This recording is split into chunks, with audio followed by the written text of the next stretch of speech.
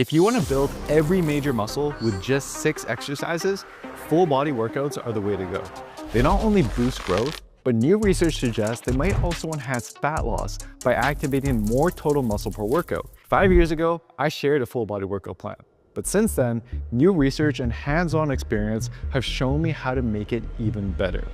Today, I'm bringing you the upgraded version. A full week of training packed into one video.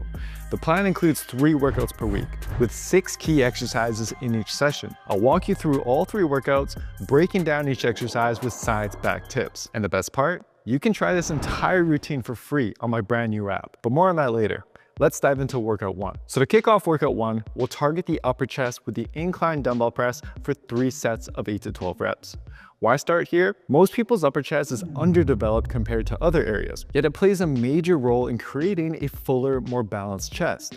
And the incline dumbbell press doesn't just hit the upper chest. It's one of the best all-around chest builders. In fact, a 2020 study found that incline pressing led to similar mid-chest growth as flat benching, but was significantly better for the upper chest. But before jumping in, do a quick warm-up to activate your muscles and protect your joints. Start with 1 light set for 8 to 10 reps, then increase the weight for 3 to 5 reps, and then do this one more time with a heavy weight for 1 to 2 reps. This helps you ease into the movement without draining your energy. But you also want to make sure that you get the bench angle right. This can make or break the exercise, and it depends on your chest structure. Lay on a flat bench and place your phone between your pecs. If your phone angles down, you've got a steep sternum. In this case, a flat bench acts more like a decline press, so you'll need a steeper incline to hit your upper chest properly. But if your phone stays relatively flat, you've got a flat sternum like me. In this case, a flat bench works as intended, and a slight incline, just 1 or 2 notches up, is all you need. Anything past that, and you'll likely just feel it more in your shoulders. And finally, to optimize your form, tuck your elbows into an arrow shape on the way down and press the dumbbells up and back towards your collarbone. This lines up the tension perfectly with your upper chest fibers. Next up, we're moving to the lower body with squats for 3 sets of 6 to 8 reps. Follow the same warm-up protocol we used for the incline dumbbell press to now get your leg muscles ready. Now, the barbell squat has been getting some hate online recently, with people claiming that it's not optimal. But in a full body workout, you want exercises that give you the most bang for your buck. And squats do just that. Research shows they not only grow your glutes as effectively as glute-focused exercises like hip thrusts, they also strengthen and grow the quads, adductors, and even your lower back. It's essentially 4 exercises in one, which is why it clearly deserves a spot in this routine. That said, not everyone's body is built to squat the same way. Take Alex here. He has short femurs and great ankle mobility, making him a natural-born squatter. He can stay almost perfectly upright and squat deep without losing balance. Now compare that to Max, who has longer femurs and less ankle mobility. To stay balanced, Max has to push his hips back and lean forward more, and he can't get quite as deep without rounding his lower back. Both squat forms are correct, but they will emphasize slightly different muscles. So if you're like Max and you struggle to squat deep, try elevating your heels onto plates. This simple adjustment will allow you to stay more upright, shifting more of the focus to your quads, which is perfect since we'll be hitting the glutes harder later on in the week. Next, we're focusing on the mid and upper back muscles with a dumbbell chest supported row for 3 sets of 8 to 12 reps. This time, you'll only need 1 to 2 quick warm-up sets since your upper body should already be fairly warmed up. To set this exercise up, adjust an incline bench to 45 degrees and lay chest down on it with your legs slightly bent and feet firmly planted on the floor. Now the key to targeting your mid and upper back is to keep your elbows angled out in an arrow shape as you pull. At the top of each rep, squeeze your shoulder blades together as hard as you can. Then let them fully open up at the bottom to stretch your back muscles. But be careful. Your biceps might try to take over the movement, especially if your back is weaker or you're just using too much weight. From the side, if your forearms bend upwards, then your biceps are taking over. So instead, keep your forearms straight up and down and focus on lifting the weight by squeezing your back muscles together. Lastly, here's a bonus technique to squeeze out extra growth. Most back exercises, including this one, are hardest at the top. That means when you can't do any more full reps, you still got gas in the tank for partial reps at the bottom, which research suggests is actually the more important part for growth because the back muscles are stretched. So once you've hit failure on your last set, try to get at least 3 to 5 more half reps in that bottom position. We'll apply the strategy to the last set of all back exercises in this routine. Next, we're heading back to the lower body to target the hamstrings. which are actually a group of 4 muscles. But here's the interesting part. One of these muscles only crosses the knee, so its primary role is to flex your knee, like in a leg curl. But the 3 other muscles cross both the knee and the hips, meaning they also help extend your hips, like during deadlifts. So to fully develop your hamstrings, you need both a leg curl movement and a deadlift type movement in your workout plan. Today, we're gonna focus on the leg curl. Now, if your gym gives you the option between seated and lying leg curls, here's what you should know. A well-executed study by Mayo and colleagues found that seated leg curls led to significantly greater hamstring growth compared to lying leg curls. And this is likely because the seated position stretches the hamstrings more than the lying version, a stretch that research suggests is a powerful driver of muscle growth. So, if I had to pick one, I'd go with seated leg curls. But if you only have access to a lying leg curl like me, or you simply prefer it, then it's still a fantastic option for building your hamstrings. But whichever version you do, here's a critical form tip. Many people feel their calves work in more than their hamstrings during leg curls. And this happens because the first 15 degrees of a leg curl actually heavily involve the calves. So to fix this, avoid fully straightening your legs at the start of each rep. Stop slightly short so your knees remain slightly bent before starting the next rep. All right, so we're down to the final 2 exercises of the workout. So far, we've focused mostly on compound movements that target multiple muscle groups at once. But to fully round out your development, we need to address 2 key areas that compound lifts often neglect: the biceps and triceps. For example, while rows do involve the biceps to some extent, back exercises biomechanically favor the other arm muscles like the brachialis and brachioradialis. In fact, a study comparing dumbbell rows to bicep curls found that curls led to double the biceps growth. As for the triceps, while chest presses are excellent for building the triceps, research showed they primarily grow the lateral head of the muscle, whereas the long head, the biggest part of the triceps, barely grows at all because it's placed in a mechanically disadvantaged position. It's instead been shown to grow the most from tricep exercises where the arm is placed overhead. So, to finish off this full body workout, you have 2 options. If you're using dumbbells, perform a superset of lying incline dumbbell curls for the biceps, then go right into dumbbell overhead extensions shortly after. Repeat that for a total of 3 times. If you're using cables, you can do behind the body cable curls, superset with overhead rope extensions. Both supersets use exercises that provide a deep stretch, which, as you learned earlier, may be a powerful driver of growth. Now, you could just stick to the 6 exercises in workout A and do that 3 times a week. But adding variety throughout the week has some big advantages. Research shows that using different exercises to target the same muscle often leads to more balanced growth. It's also easier on your joints, reducing the risk of overuse injury from repeating the same movements. And perhaps most importantly, exercise variety has been shown to keep you more motivated and consistent with your routine.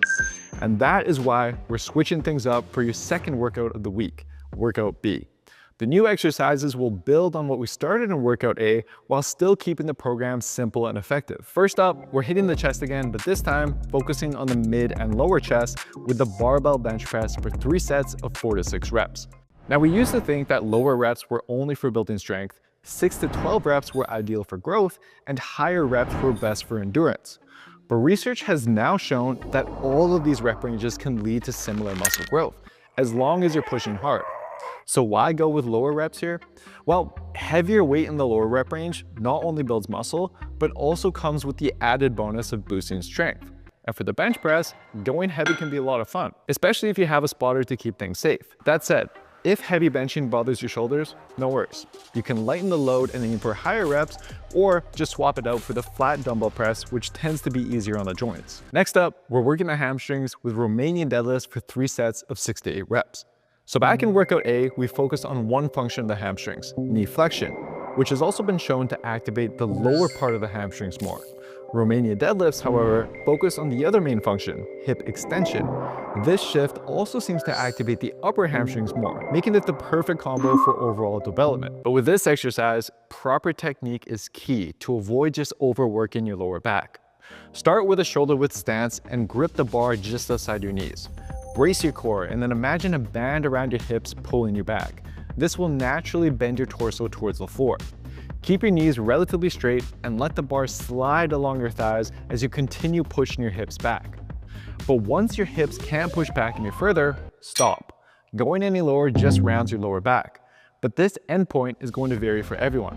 If you have longer arms, you're going to be able to get closer to the floor, but with shorter arms, you might stop just past your knees. Both are perfectly fine, so don't force it. And on the way up, drive your hips forward, then repeat for the next rep. Next up, lat pull downs for 3 sets of 8 to 12 reps. Despite the name, lat pull downs don't actually work your lats very well. The wider bar forces your elbows to flare out, engaging more of your upper and outer back muscles, which is perfectly fine. So don't be worried if you can't feel your lats that much, as we'll be focusing on them more in workout C. But for here, use a fairly wide grip, lean back slightly, and pull the bar towards your upper chest. And lastly, don't forget about the technique from workout A. On your last set, do as many full reps as you can, and then drop to at least 3 to 5 half reps in that stretch position. Next up, we're back to the lower body to target the glutes, with 3 sets of walk-in lunges, aiming for about 6 to 10 reps per leg. Now the secret to making this exercise glute focus is all in the setup. Take a wide step forward, keep your knee directly over your foot, and lean your torso forward slightly while keeping your back straight. This creates a deeper stretch in your glutes. Switch legs with each step and focus on controlling the descent.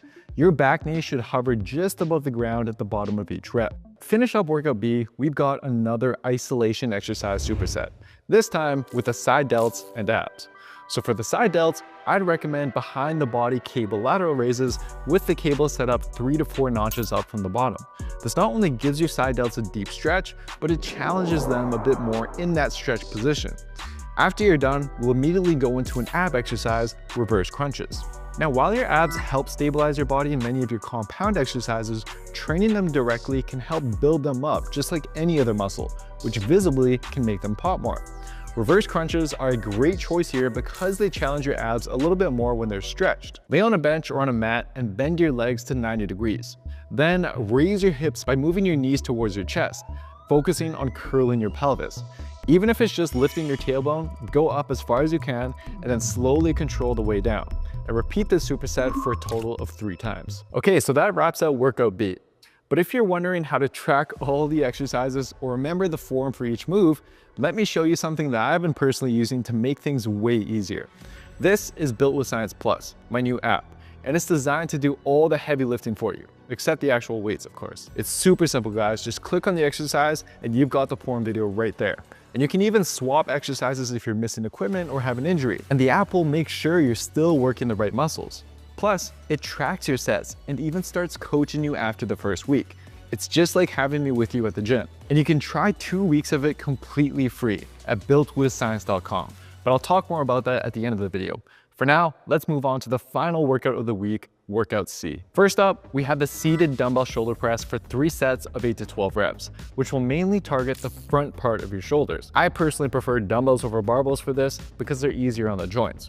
Plus, by setting the bench 1 to 2 notches down from fully upright, you'll reduce the demand on your shoulder mobility while still getting the most of the exercise. Lastly, as you press, to maximize shoulder activation, let your elbows flare out to the sides, but as you lower the dumbbells, tuck them slightly in front of your body.